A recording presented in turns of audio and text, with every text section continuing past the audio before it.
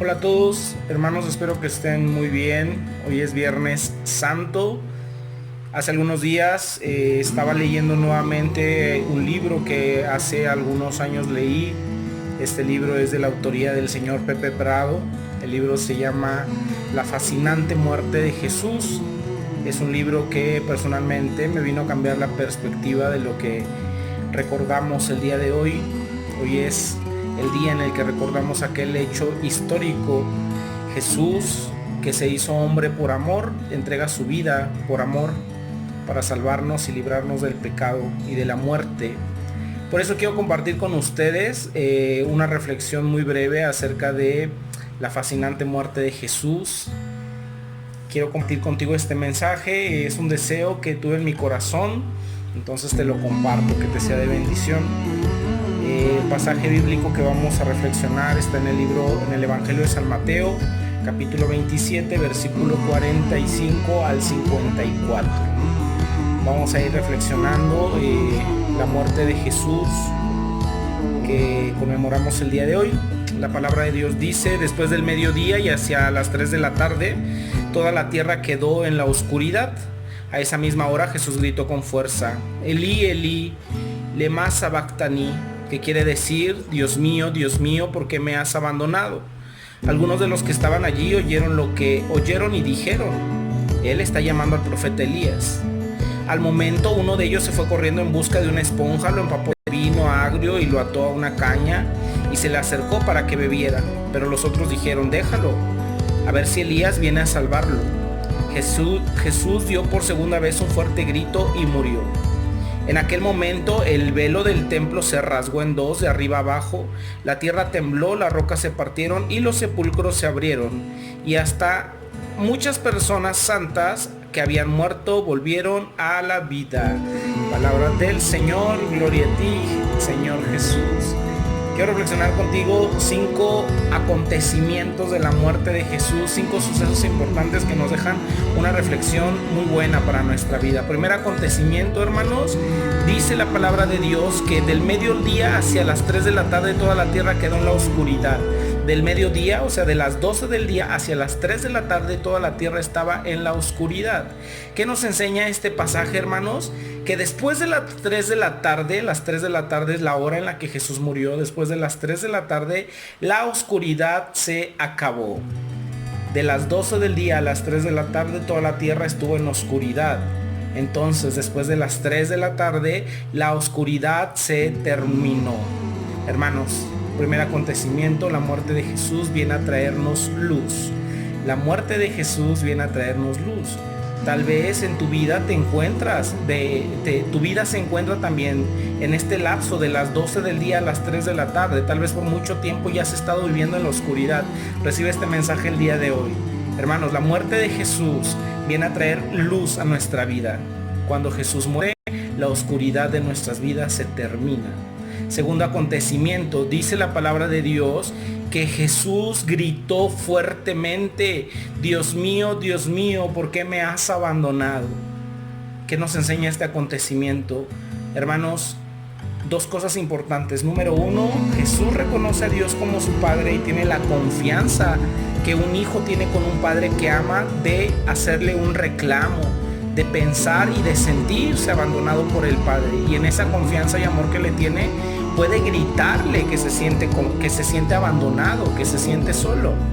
Esa es la primera enseñanza. Tú y yo podemos tener una relación más íntima con el Padre, como Jesús lo tuvo y en la cruz nos lo enseñó. Y hasta la cruz dio testimonio de eso. Pero el segundo acontecimiento o la segunda enseñanza más importante, que va en torno a que Jesús, dice San Pablo a los Corintios en la segunda carta, aquel que no tenía pecado se hizo pecado para salvarnos. Hermanos, cuando Jesús estaba en la cruz, Jesús se había hecho pecado para salvarnos. ¿Qué quiere decir esto? Jesús en la cruz está dando un grito porque el pecado se está encarnando en él, porque él tenía que morir, y cuando él muere, el pecado muere también. El pecado se estaba encarnando en Jesús. Por eso Jesús grita y le pide a su Padre que lo ayude, que no lo deje solo. La enseñanza de esto va en torno a nuestra vida. Cuando el pecado está acechando tu vida, tú también puedes gritarle a Dios, le puedes pedir auxilio a Dios, que Dios te ayuda y Dios va a estar contigo. Tercer acontecimiento, la palabra de Dios dice, el velo en aquel momento, después de que Jesús muere, el velo se rasga en dos de arriba a abajo. El velo se rasga en dos de arriba a abajo. Hermanos, el velo estaba en el santuario. ¿Qué era el santuario? El santuario era el lugar más santo, porque ahí estaba la presencia de Dios.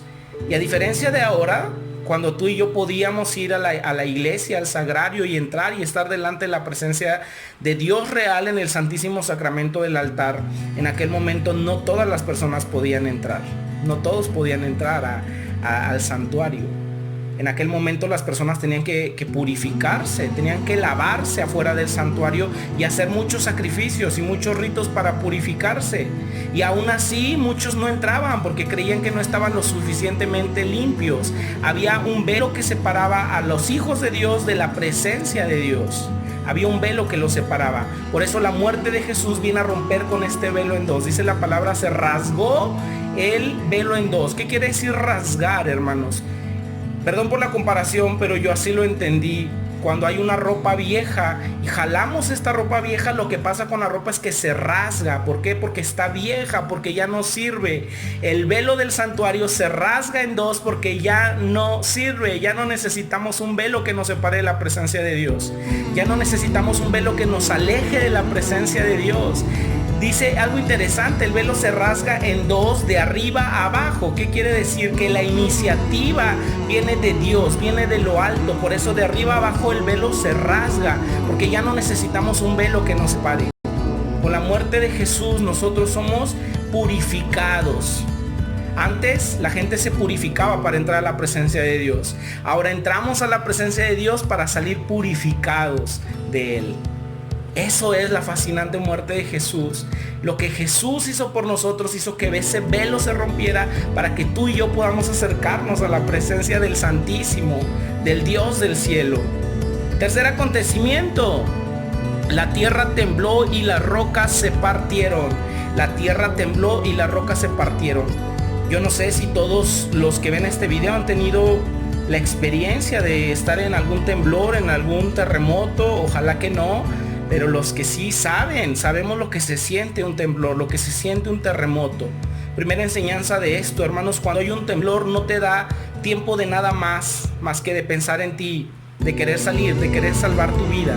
No te da tiempo de nada, solamente quieres salir y quieres estar a salvo. El temblor viene a derrumbarlo todo, viene a moverlo todo. Dice la palabra de Dios, tembló fuertemente y hasta las rocas se rompían. Pero ¿sabes qué era lo único que no se movió? La cruz de Jesús. La cruz de Jesús seguía ahí, en su lugar. Esto nos enseña, hermanos, que lo único que permanece firme cuando hay caos a nuestro alrededor es la cruz de Jesús. Lo único que permanece firme cuando hay caos en todo lo que nos rodea es Jesús, es Cristo. Si en este momento tu vida está en un terremoto, piensa y recibe esto en tu corazón. La cruz de Jesús sigue firme para ti. Y última enseñanza, la palabra de Dios dice, después de que tembló y se partieron las rocas, los sepulcros se abrieron. Incluso las personas santas que habían muerto volvieron a la vida. Las personas santas que habían muerto volvieron a la vida. Los sepulcros se abrieron. ¿Qué nos explica esto? Primera enseñanza, la muerte de Jesús produce vida. La muerte de Jesús produce vida. Jesús murió para que tú y yo vivamos y vivamos en plenitud. Por eso los sepulcros se abren, los muertos resucitan porque la muerte de Jesús produce vida. Pero algo muy importante es que dice que incluso las personas más santas resucitaron, volvieron a la vida. ¿Tú te imaginas, hermano? En aquel momento yo pienso con esa imaginación loca que tengo y me imagino a Elías caminando por la esquina, me imagino a Moisés, me imagino a Abraham, me imagino a Isaac, a todos los santos de la historia de Dios, resucitando, regresando a la vida. ¿Por qué razón, hermanos? ¿Por qué razón los muertos, incluso los más santos, regresaron a la vida? Porque aunque estaban muertos y eran santos, aún no habían sido justificados por Jesús. Aún no habían sido justificados por Jesús. Hermanos, lo más importante de la fascinante muerte de Jesús es que tú y yo ya fuimos justificados delante del Padre. Ya fuimos justificados. Antes el Padre nos veía y miraba nuestros pecados. Ahora el Padre nos ve y la sangre de Jesús nos ha limpiado a todos. Y cuando el Padre nos ve, el Padre ve a su Hijo Jesús en nosotros. Eso es la fascinante muerte de Jesús. Eso es lo que Dios quiere que recibas y escuches este día. Yo sé que este video está un poquito largo, pero era importante abundar. En este momento que el video ya está en la red, son más de las 3 de la tarde. La muerte de Jesús ya se consumó hoy Viernes Santo. Pero ya no hay oscuridad. Ya no hay oscuridad, hay luz. Y tú y yo estamos en la espera de que Jesús, aquel Dios en el que creemos, resucite y vuelva a la vida. Dios, el Dios en el que tú y yo creemos, es un Dios de vivos, no un Dios de muertos. Y eso es lo que estamos esperando, que nuestro Dios vuelva a la vida y resucite, porque Él nos lo prometió, Él lo ha cumplido y lo cumplirá una vez más. Dios te bendiga, hermano, que este video que estás viendo y escuchando sea una semilla que se siembra en tu corazón y que dé muchos frutos para tu vida. Seguimos en la distancia, seguimos en casa, pero seguimos unidos en este mismo espíritu y en este mismo corazón de Jesús.